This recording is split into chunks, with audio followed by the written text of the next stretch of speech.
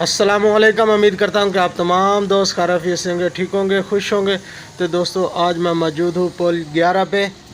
यहाँ पे गाड़ी की लोडिंग हो रही है, ये देख सकते हैं। और इस लोडर के ऊपर एक बहुत बड़ा ख़तरा है, जो कि 11,000 बिजली है जो यहाँ से गुज़र रही है। और ड्राइवर की छोटी सी गलती बहुत बड़े नुकसान की तरफ लेके जा सकती है। तो आइए मैं आपको बाकी मार्केट भी दिखाता हूँ। ये देख सकते हैं, ये पुल 11 के बाकी क्रैशर हैं। और ये साथ पहाड़ी है। थोड़ा सा मैं आपको जूम करके दिखाता हूँ।